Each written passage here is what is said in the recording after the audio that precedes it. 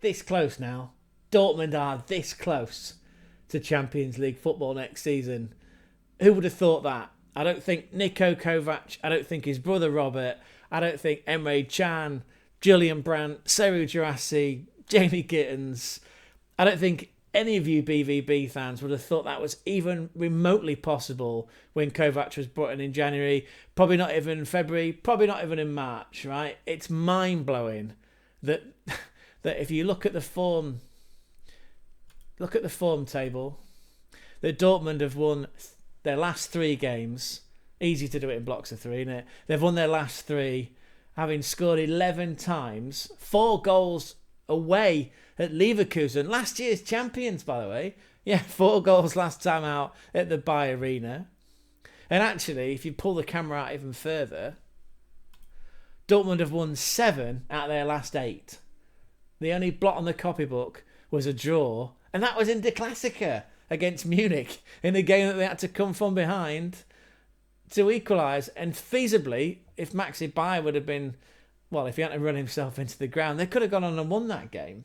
So yeah, Dortmund are now, as you can see from the table, this close, look.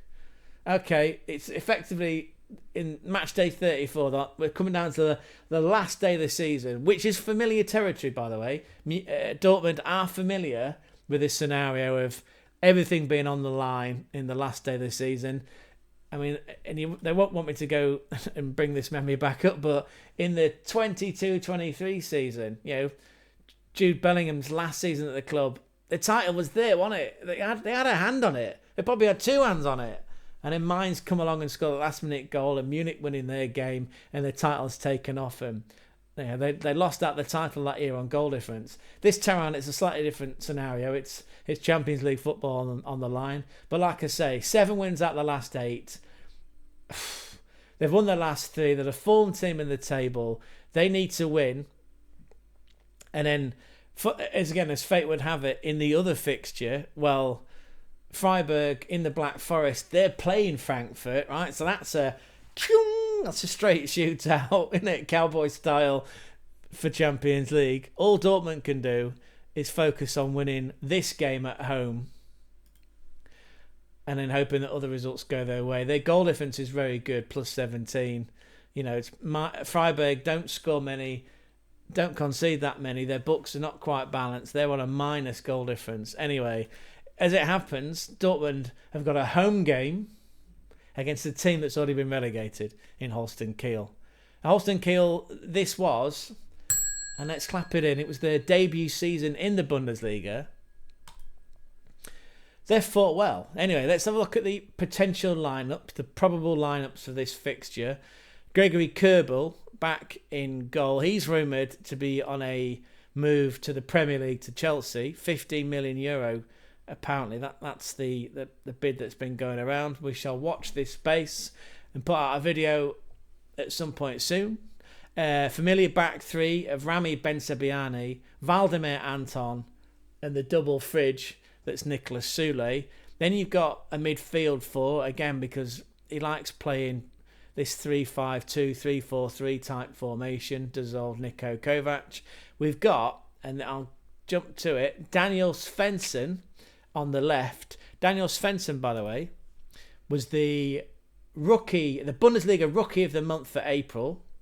Clap that in, please. And actually, he signed on a permanent deal from a Danish Superliga team, FC Nordsjælland. Yeah, he signed permanently earlier this week. He's here to stay. He signed a permanent contract until June 30th, 2029.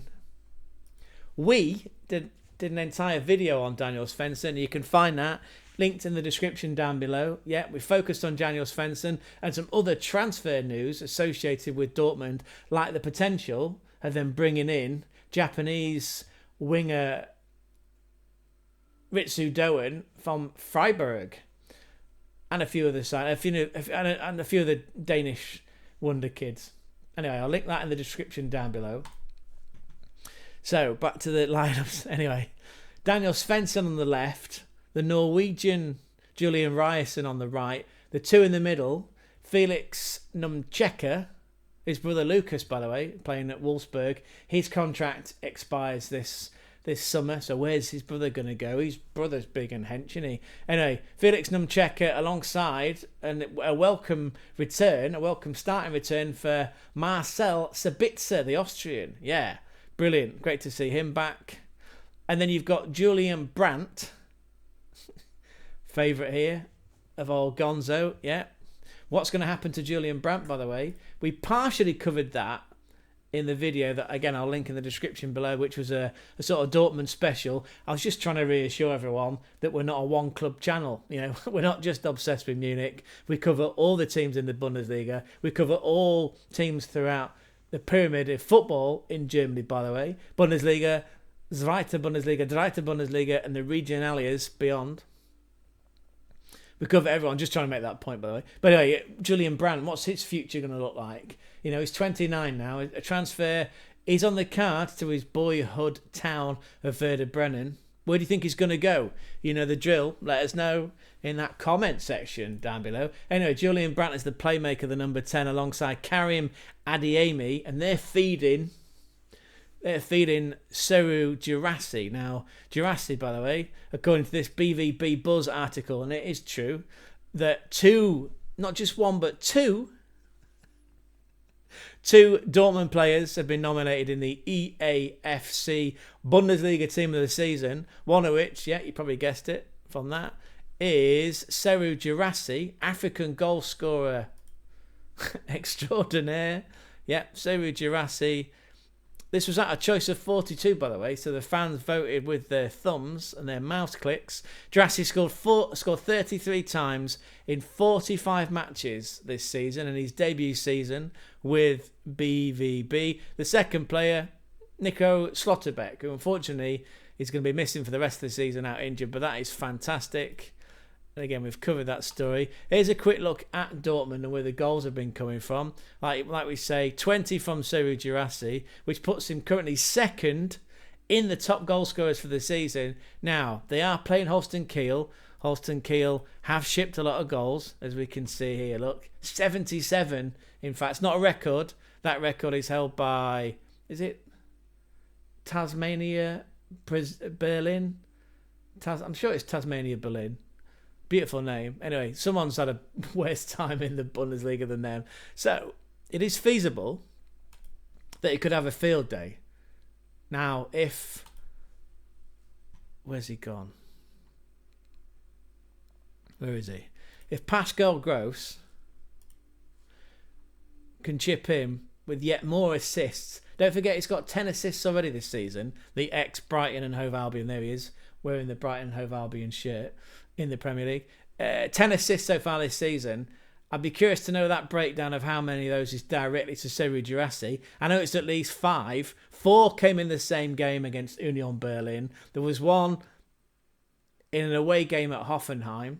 Yeah, so potentially, it's probably 6 or 7 of those assists are directly to Seru Guirassy. If he does that again, we might see a changing of the guard. That's assuming that Harry Kane doesn't go wild against Hoffenheim, which themselves, they like to ship a goal. Look at that, 64 goals conceded from Hoffenheim. Again,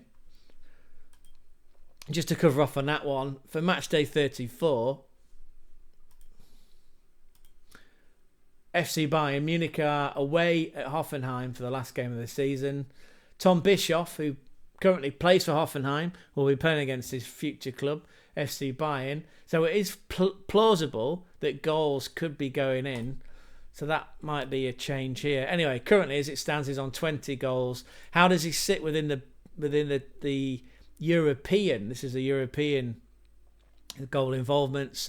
As you can see, way out top is Mo Salah with 46. Harry Kane's currently number 2 with 32. 25 personal goals with 7 assists. And down here, bearing in mind this is players from all of Europe, not just strikers, this is attacking midfielders. Seru Guirassy, look, number 22.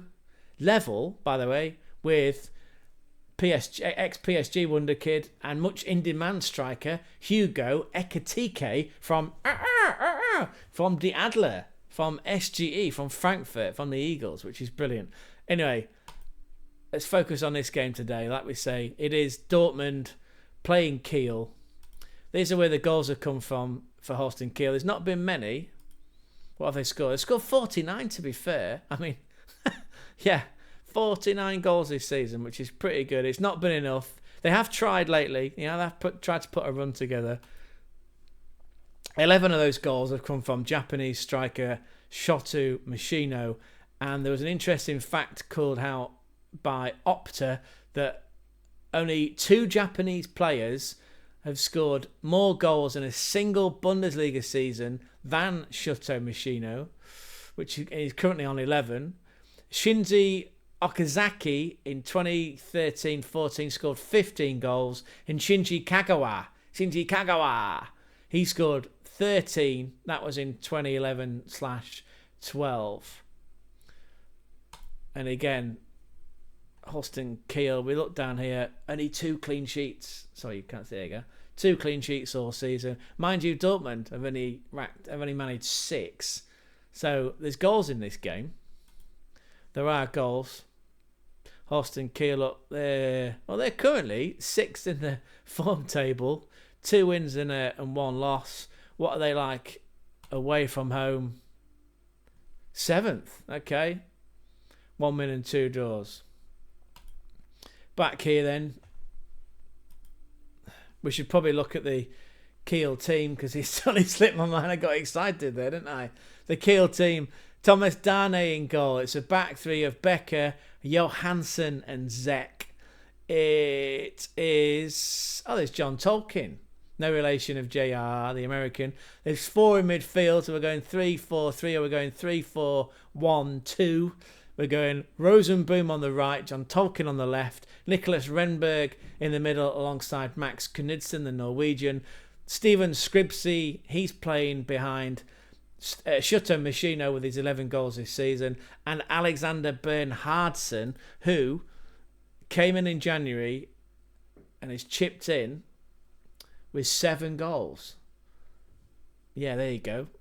Nearly forgot about that lineup there, didn't I? I got so excited. Anyway, there's the table again for Dortmund. Just one more time. Can't get demonetized for that, can we, Gonzo? Well, I've got you, Gonzo. Well, I've got you. What's your prediction for a game in which Dortmund have to win and/or need a favour? Actually, they need a favour from Die Adler. So, what's your prediction, Gonzo? Yeah, I'd be inclined to go along with that. Gonzo here is giving me 4-1. 4-1 home win to Dortmund. To be fair, Dortmund have scored 4 quite a few times lately. 4-2 away from home against Leverkusen. 4-0 at home against Wolfsburg. He's probably onto something. What do you think anyway? What do you think to that prediction? Is it too wild? Is it too moderate? Are we going to see Serge Guirassy score all 4? That would be quite a turn up for the books. He's done that already once this season against Union Berlin. He's got 4 hat-tricks in his career as well. Can we see that happen? Are we going to see a hat-trick hero signing out Serge Guirassy for the season? You know the drill by now. You know the drill. Let us know. Let us know in the comment section below what your prediction is for this game. And also, your thoughts on where Dortmund are going to finish. Are they going to finish Champions League? Are they going to end up in the Europa League? Are they going to miss out altogether? They can't miss out altogether because of the points. Although Mainz and Leipzig are sort of biting on their heels. Anyway, let us know any of your thoughts in the comment section down below. We'll link all those videos that I mentioned about the Daniel Svensson and the Dortmund transfer news also down below. Give us a like. Please. Go one step further. Just hit that subscribe button. It's a finger click, it's a mouse click, it's a thumb press. It's not too much effort. We're on the road to 100. We're mid-60 subscribers. We're on the road to 100 subscribers. And ultimately, spread the word. Tell your classmates, tell your workmates, tell your family, tell people in the shop when you're buying your stickers. Yeah, again, it's the last season that Panini have got the contract for stickers before Topps take over. Yeah, while you're in the shop with the shopkeeper, turn around and go, have you checked out the German Football Spotlight channel? It's brilliant. Anyway. Modesty aside, love you lots. See you soon. Ciao, ciao, ciao, ciao, ciao, ciao, ciao.